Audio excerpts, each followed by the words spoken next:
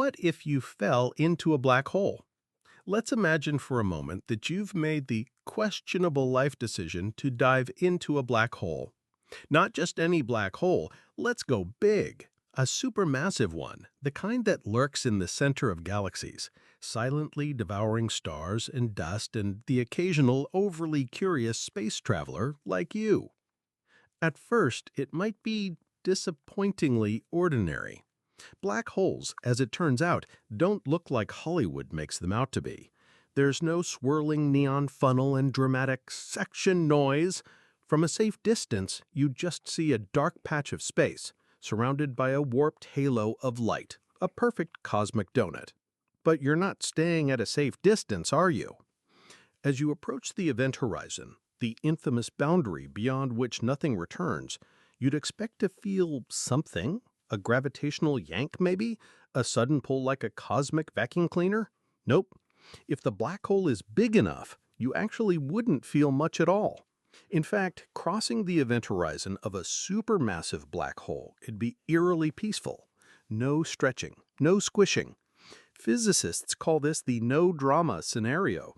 It's the ultimate cosmic irony. The most dangerous place in the universe starts off feeling like a warm bath.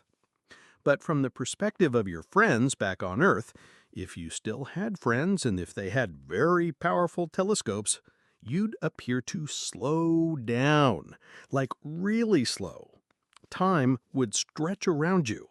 To them, you'd be frozen at the edge of the black hole, fading to red, then black, as your last photons got stretched and eaten by gravity. Congratulations, you're now a spooky space ghost, forever paused in time.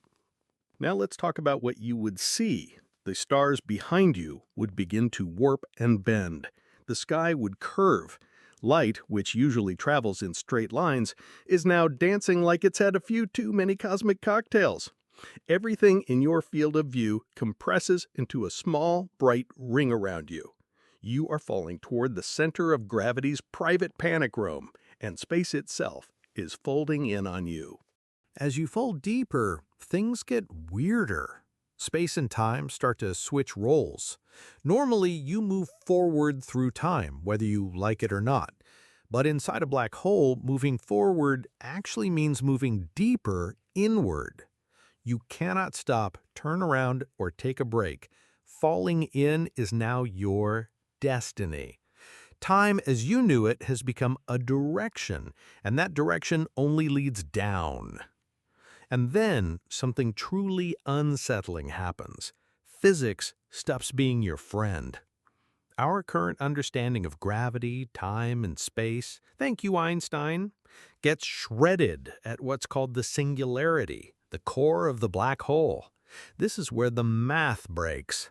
All known laws of physics collapse into a spaghetti soup of infinite density and zero volume. You, too, may be collapsing into spaghetti. Scientists even have a name for it, spaghettification. It's not cute. You're being stretched so much by gravity that your feet are aging faster than your head. You're becoming cosmic linguini. But let's get hypothetical. Suppose, just suppose, you survive this. Not likely, of course, but this is a thought experiment, not a travel brochure. Some theories suggest that black holes might connect to something else, maybe a white hole, maybe another universe, maybe a long-forgotten Taco Bell bathroom from a parallel dimension. We don't know. Hawking radiation means black holes slowly evaporate over billions of years, so it's not like they keep their secrets forever, but they don't exactly leave Yelp reviews either. Other scientists propose the idea of a quantum bounce, where instead of being crushed at the singularity, matter and information are compressed to a point and then explode outward again somewhere else, like a cosmic recycling bin. What you were, your atoms, your memories, your last text message, could be ejected into a different universe entirely. That's not death, it's relocation. And then there's the ultimate philosophical twist. What if falling into a black hole doesn't destroy you, but preserves you in some other form?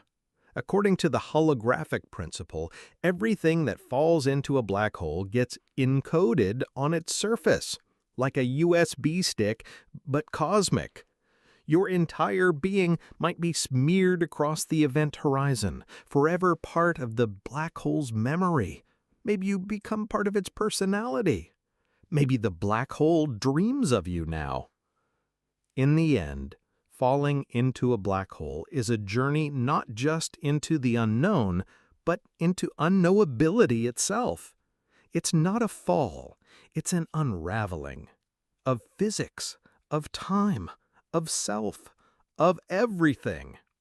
And as your consciousness fades into gravitational madness, maybe your last thought won't be fear or pain or confusion. Maybe it will be awe. After all, you didn't just fall into a black hole. You became one.